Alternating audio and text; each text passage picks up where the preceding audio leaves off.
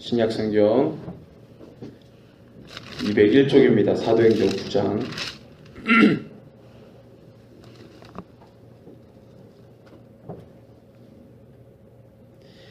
찾으셨으면은 13절에서 16절, 사도행전 9장 13절에서 16절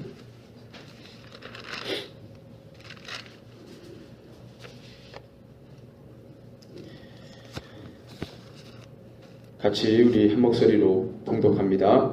아나니아가 대답하되 주여 이 사람에 대하여 내가 여러 사람에게 듣사온즉 그가 예루살렘에서 주의 성도에게 적지 않은 해를 끼쳤다 하더니 여기서도 주의 이름을 부르는 모든 사람을 결박할 권한을 대제사장들에게서 받았나이다 하거늘 주께서 이르시되 가라 이 사람은 내 이름을 이방인과 임금들과 이스라엘 자손에게 전하기 위하여 택한 나의 그릇이라.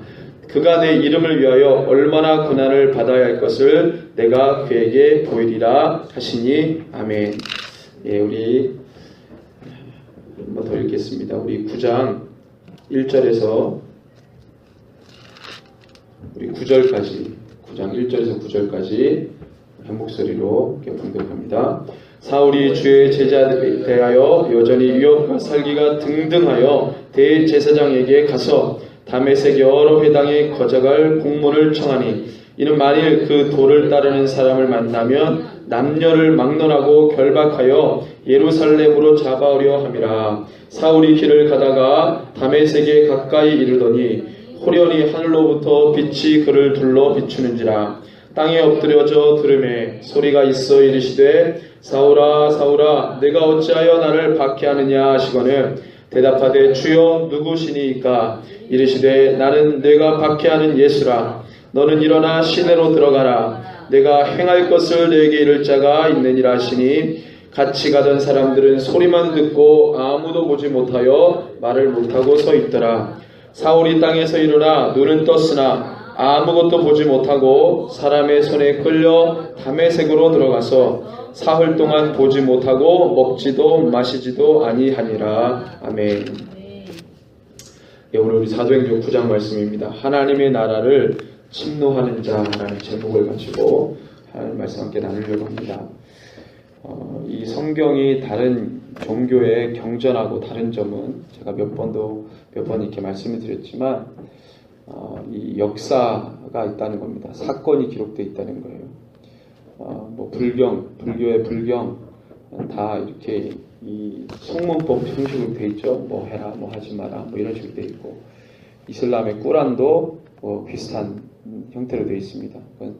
가브리라는 천사에게 받았다는 내용들인데 다 예언의 말, 이거 하고 이거 하지 말고 이거 하고 이거 하지 말고 이런 얘기만 쭉 되어 있고 그리고 처음 받은 거하고 끝에 받은 거하고 내용도 다 다르고 틀리고 그런 게 있습니다. 또 이 뭐 힌두교의 베다 이런 경전도 마찬가지죠. 유일하게 사건과 역사가 기록되어 있는 게 성경이기 때문에 성경을 보면은 우리가 딱 읽어서 이것은 나쁜 것이고 이것은 좋은 것이고 이것은 하지 말아야 되는 것이고 이건 해야 되는 것이고 이렇게 구분짓는 성경 잠언 같은 경우도 있지만 대부분의 성경에 기록된 내용들은 우리의 삶하고 이렇게 비슷하게 기록되어 있는 삶의 모습들이 다 이렇게 기록되어 있는 것입니다. 그래서 우리의 삶의 생활 양식이라든가 사람들의 생각이라든가 이런 것들이 다 우리가 성경 안에서 발견할 수 있는 것들이죠. 우리의 인생의 고난과 고통과 어려움이 있다면 성경에도 동일하게 그것이 다 기록되어 있습니다. 우리보다 더 심한 고통과 고난의 이야기도 성경에 기록되어 있습니다. 물론 행복한 사건도 좋은 기록도 다 있죠. 그러니까 인생의 희노애락의 모든 것들이 성경 안에서 다 발견됩니다. 그걸 다 알 수 있어요. 중요한 거는 그 속에 우리의 인생만 기록이 되어 있다면 다른 인생 기록 이야기를 재밌게 기록한 소설이나 드라마에 보면 되죠.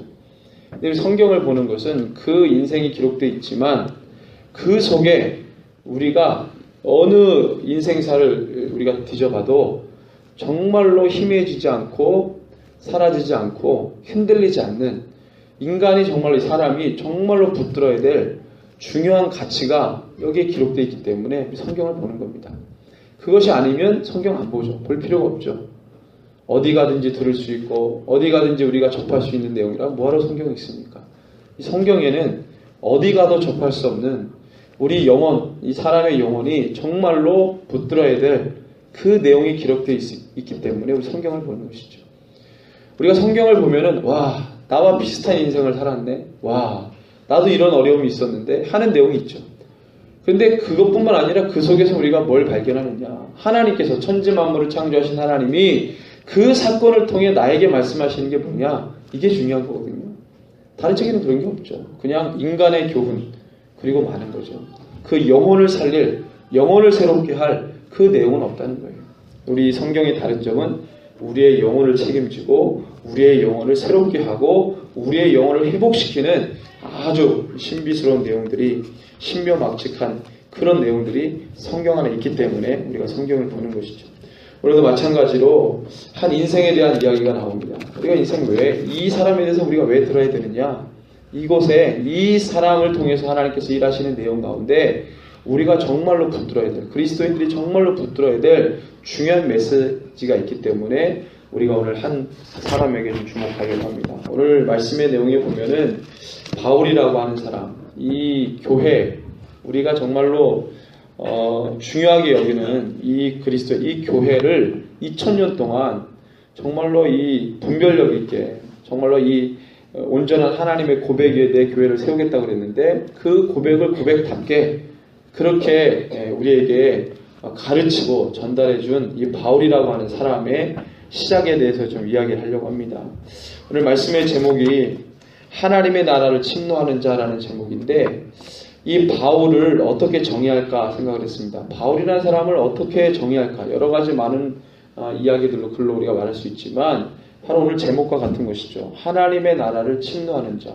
이 바울 이후의 모든 사람도 마찬가지입니다. 이 바울 이후의 모든 교회들은 바로 하나님의 나라를 침노하는 자. 그래서 오늘 이게 어떤 의미인지를 좀 말씀을 같이 보려고 합니다. 오늘 같이 말씀 읽은 13절에서 16절에 보면은 바울이라는 사람이 히브리식 이름은 사울입니다. 헬라식 이름이 바울이고 유대인이면서 로마 시민권자를 갖고 있는 사람들은 이름이 거의 두 개였어요. 히브리식 이름과 자기가 원래 유대인이니까 히브리식 유대인식 이름과 그 다음에 로마식 헬라식 이름이 있는 거죠. 말하자면 한국 사람인데 미국에 살면 한국의 이름이 있고 한국에 왔을 한국의 이름이 있고 미국식 이름이 있듯이 그런 두 가지 이름 갖고 있는 것이죠. 어쨌든 간에 이 바울이라는 사람이 애초에는 굉장히 유대적인 사람이었습니다. 유대적인 사람이고 그 다음에 유대적 혈통을 굉장히 중요하게 여겼던 사람입니다. 말하자면 우리나라 이제 유교가 500년 동안 조선왕조를 통해서 많은 사람들이 유교적 가치를 가지고 살았잖아요. 완전히 유교적인 가치를 갖고 있던 사람이 예수님을 만나는 그런 내용입니다. 제 친구 중에 고향이 저기 구미 쪽입니다. 안동 그쪽인데 부모님이 굉장히 유교적인 분들이세요. 유교적인 집안의 분위기를 갖고 있습니다.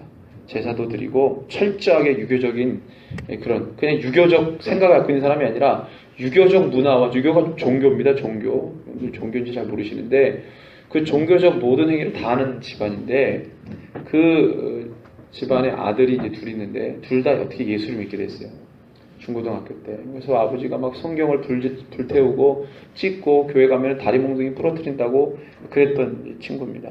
이 친구가 형이 먼저 예수를 믿고 동생이 그 다음에 예수를 믿었어요. 제 친구는 그 동생인데 그 대학교를 가서 뭐 CCC나 이런 기독 동아리도 들고 하는데 엄청나게 핍박을 하잖아요. 부모님이. 예수를 믿으니까 영이 안 맞잖아요. 그러니까 뭐 맞기도 많이 맞고 호적을 판다고 그러고 굉장히 고난을 많이 받았죠. 예. 그러다가 이제 집을 나왔습니다. 도저히 살 수가 없어가지고 예수는 못 버리겠다. 집을 나왔는데 그렇다고 부모가 자식을 버립니까? 그런 상황이 그런 기간이 좀 필요했던 거죠. 그리고 난 다음에 서울로 올라왔습니다. 올라와서 뭐 단체에서 훈련도 받고 또 군대도 가고 군대에서 만난 친구인데 결국에는 이제 뭐 다 관계가 좋게 됐죠. 근데 그 유교적인 삶에 대해서 얘기하는데 그걸 버릴 수가 없습니다. 정말로 유교가 머리에 팍 들어있는 분들은요, 예수를 믿기가 참 어려워요. 그래서 그것을 깨려면 정말로 우리의 생각으로는 이루 말할 수 없는 사건이 있어야 돼요. 그래야 유교를 버립니다. 유교적 사고를 버리고 유교적 풍습을 버리고 그걸 버리지, 그런 역사가 없으면 절대로 버릴 수가 없어요. 그게 정말 중요하다고 생각하기 때문에 버리기가 힘들죠. 마찬가지로 유대교적인, 아주 유대교적인 바울이 그냥 예수를 말로 듣고 예수를 믿는다? 그런 일은 있을 수 없죠. 버리지 못합니다. 그렇게 철저한 유대적인 사람 이 바울이 역시 마찬가지고 예수를 믿는 사람들을 잡아다가 오게 가두는 열심을 보입니다. 유대적인 사람이 그 열심이 있죠. 예수는 하나님의 이름을 받아서 저주받아 죽은 자니 나무에 달려서 유대교적인 생각을 하는 거죠. 전 잘 죽었다. 저 예수는 잘 죽었다. 사람들을 미혹하고 유대교에서 사람들을 빼가고 아주 나쁜 사람으로 본 거죠. 그래서 예수가 죽고 난 다음에 그걸 잘 죽었다고 생각했던 사람이고, 그 제자들과 그리스도인이 예수 믿는 예수쟁이들을 잡아다가 옥에다가 가두는 열심을 보이죠. 그 일을 위해 삽니다. 그리고 학식도 굉장히 높아서 이 유대교의 바울은 학식도 굉장히 높아서 그 당시에 유명한 랍비 가말리엘이라고 하는 랍비, 지금도 이스라엘은 랍비가 있습니다. 랍비들이 존경을 많이 받습니다. 그 랍비들 선생이라고 하는 사람들인데 이 율법을 잘 풀고 아주 유대교적인 지식과 학식을 갖고 있는 사람들이죠. 그런 아주 유명한 가말리엘이라고 하는 랍비 밑에서 배웠죠. 수학을 했습니다. 그러니까 뭐 유대교적인 가치는 이루 말할 것 없죠. 그렇게 살았던 그 바울이 역시 마찬가지로 예수를 믿는 사람을 잡아가두는 그런 어떤 열심을 보이는데, 여기 다메섹이라는 지명이 나오는데, 이 다메섹은 그 당시에 이스라엘 영토 밖에 있는 지역입니다. 지금의 이 다마스커스 지역인데, 시리아의 다마스커스죠. 이 다메섹인데, 그러니까 예수 믿는 사람이 막 그 유대교의 유대인들로부터 고난을 당하니까 다 도망가서 흩어져서 여기저기 흩어집니다. 이스라엘 영토 밖으로 도망가요. 이집트로 가고, 저기 멀리 있는 서바나까지 가고, 서바나 지금의 스페인이죠. 뭐 로마 어디 할 것 없이 다 흩어집니다. 그 다메섹으로도 도망가죠. 근데 소문을 들으니까 이 다메섹에 상당수 예수 믿는 예수쟁이, 그때는 예수쟁이라고 합니다. 예수쟁이들이 모여있다. 그래서 사람을 급파합니다. 그래서 대제사장이 그 사람들을 잡아서 죽일 권한, 옥에 가둘 권한을 공문을 써가지고 이 바울에게 들려줍니다. 그러니까 바울은 사명입니다. 그의 사명은 예수 믿는 사람들을 잡아다가 옥에 가두는 거예요. 얼마나 큰 사명인지 몰라요. 이 사명을 위해서 열심히 노력합니다. 대제사장이 인정해준 그 사람에게 공문을 받아다가 이 혈기 있게 다메섹으로 가게 되죠. 근데 잘 보세요. 우리 편에서 보면 이 당시 때쯤에 바울은 정말로 예수 믿는 사람하고 어울리지 않고 교회와 어울리지 않는 사람입니다. 오히려 예수 믿는 사람을 박해했던 사람이기 때문에. 근데 우리가 오늘 읽었던 내용을 보면은 하나님은 그런 바울에 대해서 다른 생각을 갖고 계셨다는 거예요. 다른 생각을 갖고 있었어요. 그 생각은 뭐냐면 15절입니다. 이 사람은 내 이름을 이방인과 임금들과 이스라엘 자손들에게 전하기 위하여 택한 나의 그릇이라는 거예요. 이게 하나님의 바울을 바라본 생각이었습니다. 그렇지만 공문을 받아가지고 가는 바울을 볼 때 그리스도인들은 바울 이름만 들어도 벌벌 떨고 피해 다녔죠. 숨어 다녔습니다. 많은 사람들이 피하고 싶은 사람이었어요, 바울은. 물론 유대교인들은 그렇지 않았죠. 유대인들은 그렇지 않았죠. 예수 믿는 사람들, 그리스도인들에게 바울은 피하고 싶은 영순입니다. 만나지 말아야 되는 사람. 근데 우리 하나님은 그렇게 보지 않았다는 거예요.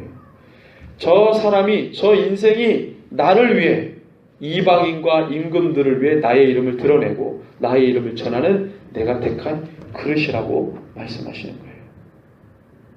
그래서 우리가 어떤 인생을 볼 때 저 인생은 지옥불에 떨어져야 돼, 그렇게 판단할 인생은 없어요. 모릅니다. 하나님이 그 인생을 어떻게 보시기 모르기 때문에. 그렇지만 지금 살고 있는 그 인생의 모습을 볼 때 가슴은 아프죠. 답답은 하죠. 예수를 모르니까. 믿어도 잘 믿지 못합니까? 그런 긍휼한 마음과 답답한 마음과 안타까운 마음이 있어도 저 인생 지옥불에 떨어져야 돼요. 어떤 누구를 보더라도 우리가 그렇게 말할 수 있는 사람은 없습니다. 그렇게 생각하면 큰일 나죠. 근데 이 바울이 다메섹을 가다가 어떤 일이 벌어지지 우리가 함께 읽었던 내용입니다. 갑자기 호련히 하늘로부터 빛이 그를 둘러 비춥니다. 빛이야 뭐 중동 땅에 여러분 아시잖아요. 낮에는 빛이 쨍쨍 내려짭니다. 엄청나게 힘들죠. 그런데 호련히 하늘로부터 그 빛이 아닌 다른 빛을 말하는 것이에요. 태양빛이 아닙니다. 이거는 다른 빛이라고 말할 수 있는 거예요. 태양빛이 내려쬐는데 그 빛이 아니에요. 다시 다른 말로 표현할 수밖에 없는 빛입니다. 하늘로부터 빛이 그를 둘러 비추죠. 태양빛을 말하는 게 아닙니다. 땅에 엎드러져 들으며 소리가 납니다. 사울아 사울아 너가 어찌하여 나를 박해하느냐. 바울은 예수님을 만난 적도 없고 본 적도 없어요. 예수님을 죽이는데 동조했던 사람 아닙니다. 바울은 예수 믿는 사람들을 박해했지 예수를 박해한 적은 없죠. 근데 예수님은 사울에게 이렇게 말해요. 어찌하여 나를 박해하느냐 이렇게 말합니다. 대답하되 누굽니까? 나는 너가 박해하는 예수다. 그렇게 말해요.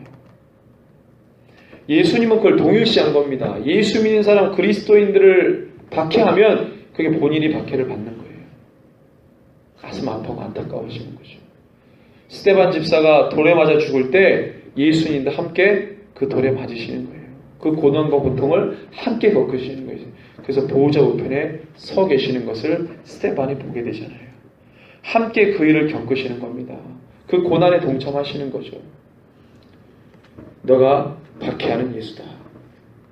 너는 일어나 시내로 들어가라. 너가 행할 것을 너에게 이룰 자가 있느니라. 같이 가던 사람들은 소리만 듣고 아무도 보지 못하여 말을 못하고 서 있는 것이죠. 사울만 들은 것이 아니라 사울과 함께 있었던 사람도 소리만 듣고 보지는 못하죠. 그래서 사울이 땅에서 일어나 눈은 떴으나 아무것도 보지 못하고 사람의 손에 끌려 다메섹으로 가서 사흘 동안 보지 못하고 먹지도 마시지도 못합니다. 그때 아나니아라고 하는 예수 믿는 그리스도인을 만나게 되고 그의 도움을 받아서 그가 이제 예수를 믿게 되는 것이죠. 그런데 아나니아에게도 주님이 나타나셨어요. 뭐라고 말씀하시죠? 오늘 13절입니다. 아나니아가 대답하여 주여 이 사람에 대해 내가 여러 사람에게 듣사온지 그가 예루살렘에서 주의 성도에게 적지 않은 해를 끼쳤다 하더니 여기서도 주의 이름을 부르는 모든 사람을 결박한 권한을 대제사장들에게 받았나이다. 이렇게 왜 말했냐면 아나니아에게 야 사울이 오면 사울을 도와줘라 그랬습니다. 그랬더니 아나니아가 그 사람은 예수 믿는 사람을 잡아 옥에 가두는 사람 아닙니까? 라고 되물어요. 부담스럽다 이거죠. 그랬더니 하나님께서 아나니아에게 이야기를 하시는 거예요. 그는 나를 위해 쓸 그릇이다. 오늘 말씀의 상황입니다. 그러니까 하나님이 누구를 택하셨어요? 하나님이 저와 여러분들을 택하셨습니다. 하나님이 한번 택한 인생은 가만 놔두지를 않습니다. 주님이 이렇게 말씀하세요. 16절에 그가 내 이름을 위하여 얼마나 고난을 받아야 할 것을 내가 그에게 보이리라 이렇게 말씀하세요. 아나니아에게 말씀하십니다. 여러분들 예수님을 만났고 하나님이 택한 자는요, 물론 예수를 믿으면 평안한 삶, 복받는 삶, 시온의 대로가 열리는 탄탄대로 고속도로 열리는 삶처럼 잘 된다고 들으셨겠지만 여러분들 그렇지 않아요. 예수를 믿으면 얼만큼의 고난을 받아야 된다고 하나님께서 말씀하시는 거예요. 누구를 위한 고난입니까? 무엇을 위한 고난입니까? 너의 잘못과 너의 죄를 위한 겁니까? 아니에요. 그가 주님을 사랑하면 세상이 그를 미워하기 때문에 얼만큼의 고난을 받아야 하는 것이죠. 그 고난을 통해서 그가 세상을 택하든지 하나님을 택하든지 그것을 테스트 점검 받는 것입니다. 이것이 반드시 필요해요. 그 사람의 믿음이 얼마 정도 되는지, 하나님을 얼마나 사랑하는지, 그가 세상을 사랑하고 하나님을 사랑하고 어떤 것을 정말로 사랑하는지 두 개 다 사랑할 수 없다는 게 하나님 말씀입니다. 왜? 하나님은 세상을 죄라고 말했기 때문에. 우리 하나님의 말씀은, 우리 하나님의 생각은 세상은 죄입니다. 세상은 죄예요. 한 인간이 세상도 사랑하고 하나님도 사랑할 수 없다는 거예요. 세상을 사랑하면 하나님 사랑하지 않는 것입니다. 하나님을 사랑하면 세상 사랑하지 않습니다. 여기서 세상을 사랑한다는 표현은 세상이 좋고 세상에서 막 좋은 것을 찾으려고 하고 세상에서 쾌락을 얻으려고 하고 세상에서 행복을 얻으려고 하는 겁니다. 국률이 민망히 여기는 마음으로 세상을 사랑한다는 말이 아닙니다. 마치 요한복음 3장 16절처럼 하나님이 세상을 이처럼 사랑하사 해서 세상을 사랑한다는 말이 세상이 너무 좋고 그래서 사랑한다는 말이 아니죠. 세상이 구원받을 대상으로서 민망히 여기는 마음으로 사랑한다는 마음이죠. 우리도 그렇게 세상을 바라보면 그 사랑은 맞습니다. 그렇지만 세상에서 좋은 것을 찾고 세상에서 막 쾌락적인 것을 찾고 세상이 행복하다고 말하고 말 맞추는 이런 사랑은 사랑이 아니라고 말씀하시는 거예요. 우리 하나님은 세상을 그렇게 사랑하라고 말하지 않았습니다. 바울은 이제 어떻게 되냐면 그렇게 좋던 세상, 유대교를 통해 세상을 보지 않았습니까? 유대교라는 종교를 통해 세상을 봤잖아요. 세상이 좋았습니다. 얼마나 명예가 있습니까? 많은 사람들이 존경합니다. 학식이 더해지고 정말로 유대교적인 그 바울을 사람들이 다 좋아하고 흠모하고 경외의 대상이고, 저 사람 바울이래. 가말리엘 그 엄청난 이 랍비 밑에서 배웠대. 정말로 저 사람 지식과 재가 뛰어날 거야. 많은 사람들이 구름대처럼 바울에게 올 수도 있는 겁니다. 그는 그렇게 살았으면 그 속에서 많은 좋은 것들을 누렸을 거예요. 그렇지만 지금 상황에서 바울은 이제는 뭐냐면 그런 세상을 다 내려놓고 세상을 악하다고 말하고 죄라고 말하고 이제는 주님을 믿도록 해야 되는 삶을 살아가는 것이죠. 눈이 어두워졌습니다. 눈을 떴는데 보이지가 않아요. 눈을 떴는데 보이지가 않습니다. 왜 그랬을까요? 여러분들 주님을 만난 사람들은요, 정말로 주님을 격하게 만났거나 하나님께서 내 인생에 확 들어와서 나를 완전히 장악하고 통치하고 다스리는 사람은요, 한 번씩 다 예수 믿을 때 이런 경험이 있어요. 그것 때문에 주님을 못 떠납니다. 주님을 떠날 수가 없어요. 그 기억 때문에, 그 사건 때문에. 이런 사건과 기억이 없으면 언제라도 주님 떠납니다. 말로 들어서 하나님 주님께 나왔습니다. 얼마든지 그거 번복할 수 있어요. 근데 어떤 사건이 있고 어떤 일이 벌어지면 그것 때문에, 그 경험 때문에 주님 떠날 수가 없는 거예요. 바울의 이 경험, 그래서 나중에 주님 아나니아를 통해서 눈에서 비늘이 벗겨지는데 그때부터는 이제 보게 되죠. 그러기 전까지는 바울이 자기가 당한 이 육체적인 불편함을 어떻게 설명할 길이 없습니다. 왜 갑자기 내가 눈을 떴는데 보이지가 않지? 소리가 들리고 어떤 분이 오셔서 자기를 박해한다고 그러고 나는 예수라고. 예수는 그 유대교인들이 죽인 그 예수, 죽어 마땅한 그 예수인데 그 예수가 왜 죽었는데 왜 살아서 나에게 얘기를 하지? 엄청난 충돌이 오는 겁니다. 그리고 눈이 띄어졌는데 보이지가 않습니다. 자기의 이 육체적인 현상을 어떤 말로도 해석이 안 되는 거예요. 3일 동안 먹지도 마시지도 못하고 그 상태로 사람들의 도움을 받아 부축을 받아서 어디론가 끌려갑니다. 무슨 생각을 했을까요? 무슨 마음을 갖고 있었을까요? 그 전까지는 살기가 등등해서 엄청난 마음을 가지고 예수 믿는 사람 잡아 죽이려고 갔던 그 혈기등등한 바울이 완전히 바닥을 치고 그 마음에 충격을 받고 감정에 충격을 받고 분명히 하나님의 이름을 저주받아 죽은 예수가 어떻게 살았냐는 거예요. 그럼 누가 잘못된 거예요? 하나님이 잘못된 거냐? 그 예수를 유대인들이 죽였는데 그럼 유대인들이 잘못된 거냐? 바울의 이런 충돌이 머리부터 발끝까지 엄청나게 일어난 겁니다.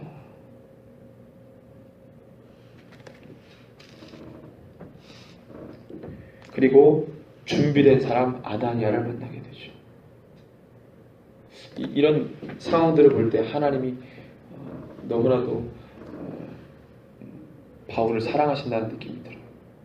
그냥 그 상태로 놔뒀으면요, 누가 바울이 하나님이 택한 그릇이라고 알겠어요. 바울의 얼굴을 한 번쯤이라도 본 그리스도인이라면 바울이 눈 못 뜨고 있을 때 돌 갖다가 던질 수 있는 거 아니에요? 아무도 모르게 그리스도인들이 들고 가가지고 죽일 수 있는 거 아니에요? 해를 갈 수 있지만 그리스도인의 이 아나니아라고 하는 사람을 통해 바울을 돕게 만듭니다. 하나님께서 택한 그릇이라고 말씀해주고 바울이 그 그리스도인에게 도움을 받잖아요. 마치 예수님이 유대인들에게 이렇게 말합니다. 너희들의 친구가 누구냐? 너희들이 그렇게 개처럼 여겼던 사마리아 사람, 그 비유를 들으면 선한 사마리아 비유 아시죠? 유대인이 가다가 강도를 만났습니다. 그 강도 만난 유대인을 도와준 사람이 누굽니까? 유대인이 개처럼 여겼던 사마리아인이에요. 레위인이 지나가도 안 도와줍니다. 제사장이 지나가도 안 도와줘요. 같은 유대인인데 거들떠보지도 않고 무서워서 도망가요. 그 유대인을, 피투성이의 유대인을, 거만 죽게 된 유대인을 도와준 이웃이 바로 사마리아인입니다. 예수님이 제자들에게 이 말씀을 다 하시고 물어봐요. 누가 너희의 진짜 친구냐? 그리스도인, 하나님의 뜻을 배역한 자, 그래서 그들을 잡아 죽이려고 공문 가지고 갔던 바울이 바로 그리스도인에게 도움을 받습니다. 아나니아라고 해서 하나님의 섭리가 완전 신묘막측하잖아요. 저는 이런 거 볼 때 정말 감사한 거예요. 그래서 우리 어느 인생도 주님 앞에 교만할 수가 없는 거예요. 사람 일이 어떻게 될지 모르는 거예요. 내가 그렇게 싫다는 사람도 어느 순간 좋아질 수도 있는 거고, 그렇지 않을 수도 있는 거고. 그러니까 늘 이 역사의 섭리 앞에 우리가 주님 앞에 겸손할 수밖에 없는 겁니다. 내 인생 어떻게 될지 모르니까. 바울이 그렇게 주님을 만나게 되죠. 주님의 택한 그릇이라고 하나님께서 말씀합니다. 자, 보세요. 이 사건은 바로 예수님께서 죽으시고 부활하시고 승천하시고 그 다음에 제자들이 예루살렘을 떠나지 않고 기도하면서 성령 하나님을 만나게 됩니다. 그 성령 하나님을 만나게 된 다음에 그 전에 유대교 안에 있었던 사람, 유대교는 포교라는 게 없습니다. 유대교 종교는 포교하지 않는 종교예요. 가서 유대교를 믿으세요라고 하는 포교라는 것이 없습니다. 근데 그리스도인들은 포교를 해야 되죠. 전해야 되죠. 전하라고 했기 때문에. 양상이 완전히 달라집니다. 한 번도 해보지 않은 누구를 믿으세요라는 말을 처음으로 하게 됩니다. 어떻게? 성령 하나님이 오니까. 가만히 있을 수가 없잖아요.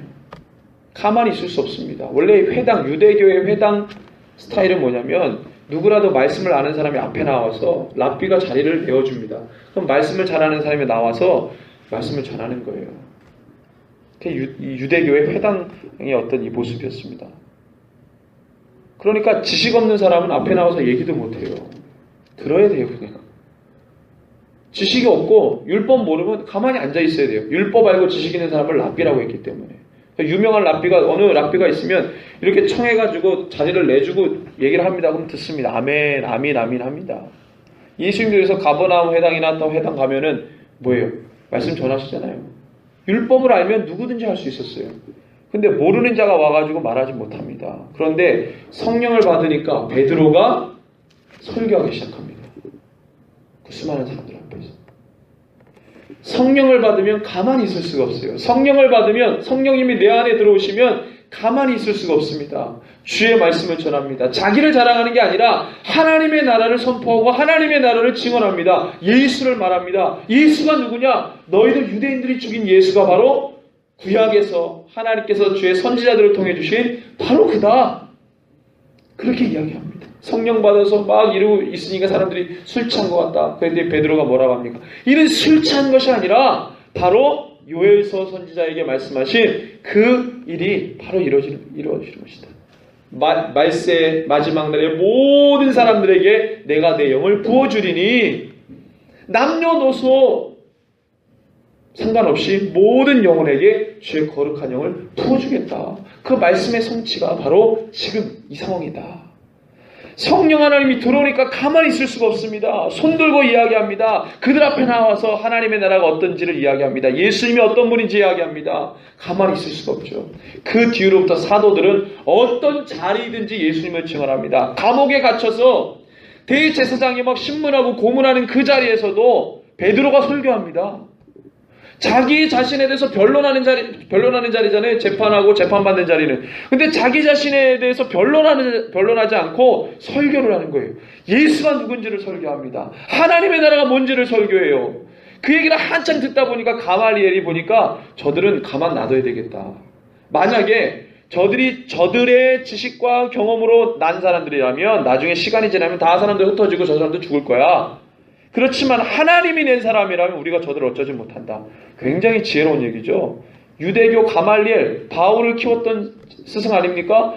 굉장히 그도 조심스럽게 그 상황에 대해서 예의주시합니다. 그래서 대제사장들도 가말리엘 말하면 끔뻑합니다. 그 말 듣잖아요. 그래서 몇 대 때려주고 풀어줘요.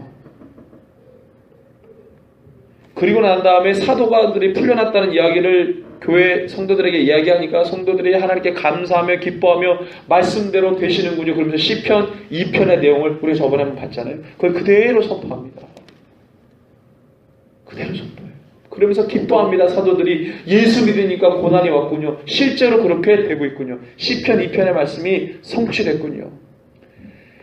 하나님의 말씀이 그대로 성령 하나님이 들어오니까 가만히 있었던 그들이 이제는 말씀대로 살기 시작하고 말씀이 예언이 성취가 되기 시작합니다. 바울도 그런 맥락 중에 하나였어요. 스데반도 마찬가지입니다.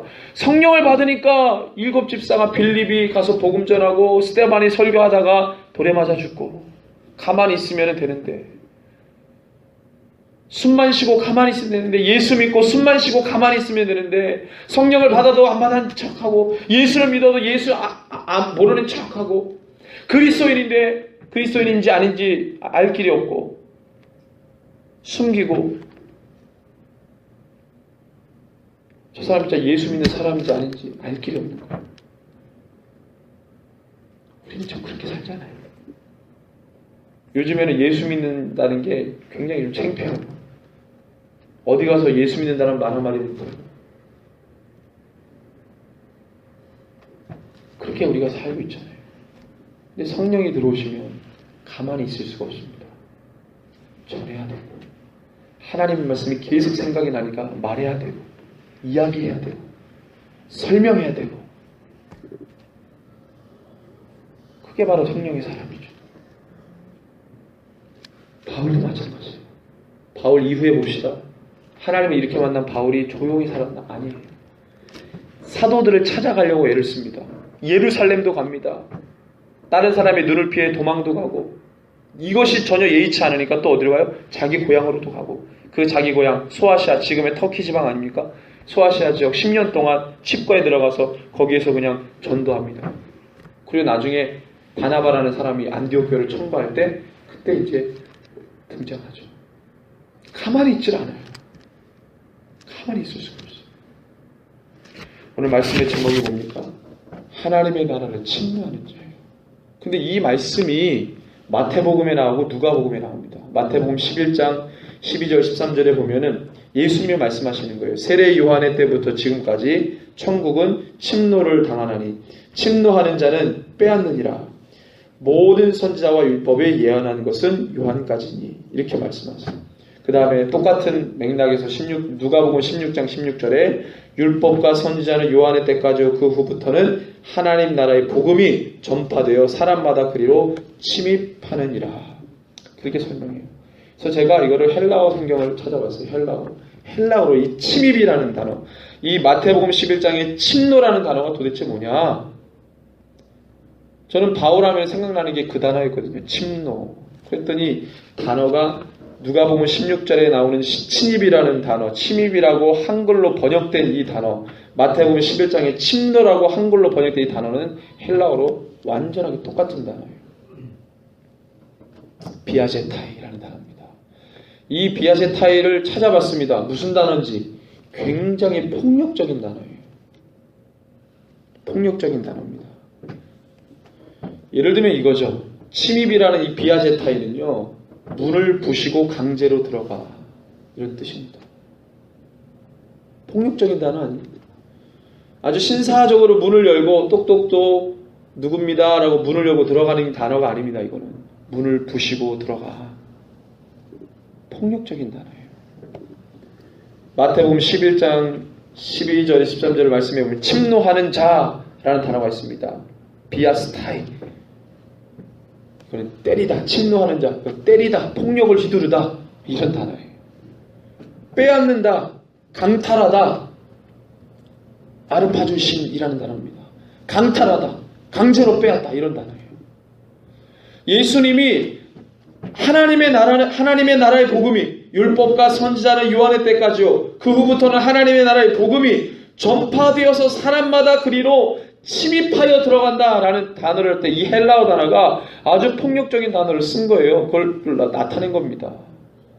하나님의 나라가 가만히 오는 게 아니라, 들어가는 사람도 하나님의 나라를 가만히 들어가는 게 아니라 굉장히 역동적으로 들어간다는 거예요. 가만히 들어가는 게 아닙니다. 들어가는 것도 아니고 안 들어가는 것도 아니고 들어가는 것도 아닌 그런 게 아니라 아주 역동적으로 들어가는 것이죠. 성령 하나님이 우리 가운데 들어올 때 가만히 들어오는 것이 아니라 역동적으로 들어온다는 거예요. 역동적으로. 저 공간 안에 내가 들어갈 공간이 있을까? 좀 강한 격한 표현으로는 비집고 들어오시는 거예요. 비집고. 조금이라도 자리가 있으면 비집고 들어가는 거죠. 여러분들 동해에는 그런 현상이 없지만 서울 지하철 타보시면은요, 사람 많을 때 약간 틈이 있으면 어떻게 합니까? 엉덩이 한쪽 딱 들어갈 자리만 있으면은 쏙 들어가가지고 비비고 들어가서 딱 앉잖아요. 조그만 이 간격만 있어도 비집고 들어가는 거예요. 앉아서 가려고. 성령 하나님께서 우리 가운데 들어오실 때 저 사람이 조금이라도 자리가 있으면 비집고 들어오시는 거예요. 들어오셔서 그분이 주인 되는 거예요. 예수님이 이렇게 표현하신 거예요. 아주 폭력적인 단어, 아주 극진적인 단어를 쓰시면서 하나님 나라의 강력함, 성령 하나님의 급하고 강력한 이 모습을 이야기하시는 겁니다. 그러니까 이 한 인생이 성령 하나님이 들어오시는데 가만히 있습니까? 가만히 있다면 이상한 거죠. 가만히 있을 수가 없는 거예요. 하나님의 영이 들어오면 기뻐 뛰거나, 다윗이 법궤 들여올 때 하나님 앞에서 기뻐 뛰었거나, 기뻐 뛰거나, 즐겁거나, 웃거나, 아니면 울거나, 자기 죄 때문에 통회하고. 그래서 제가 한참 기도원 다닐 때 보면은 기도원에서 얌전하게 기도하는 사람 없어요. 뛰어다니거나 막 뛰거나 박수 치거나 막 뒹굴뒹굴 떼굴떼굴 굴면서 울고 난리를 칩니다. 하나님 할 때, 하나님 내 인생 가운데 들어오면 견딜 수가 없는 거예요. 거룩한 영이 들어오면 내 몸이 견딜 수가 없는 거예요. 보십시오. 사도 바울도 앞이 안 보이잖아요. 눈을 떠는데 보이지 않습니다. 세례 요한 아버지 사가랴도 하나님께서 엄청난 비밀을 그에게 알려주실 때 그가 말을 못하게 돼요.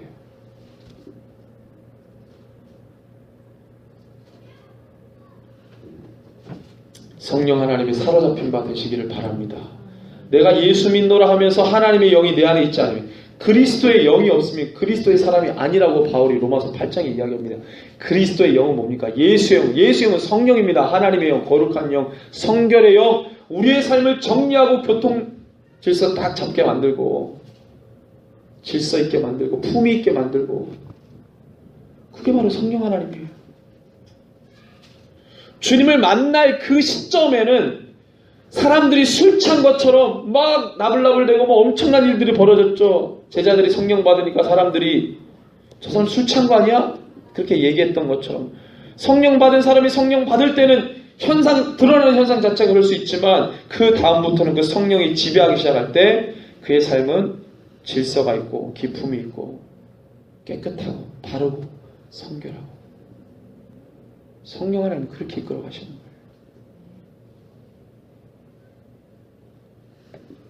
왜냐면 사람의 생각으로 사람이 얼만큼 하면 깨끗해지겠습니까? 사람은 가만히 놔두면 악한 생각을 하지 좋은 생각 별로 안 합니다. 자기중심적인 생각, 이기적인 생각하지 다른 사람 생각을 하잖아요. 그게 바로 죄인입니다. 죄성이고. 근데 성령의 사람은 가만히 있을 때 말씀을 보고, 가만히 있을 때 주님의 말씀이 생각이 나고,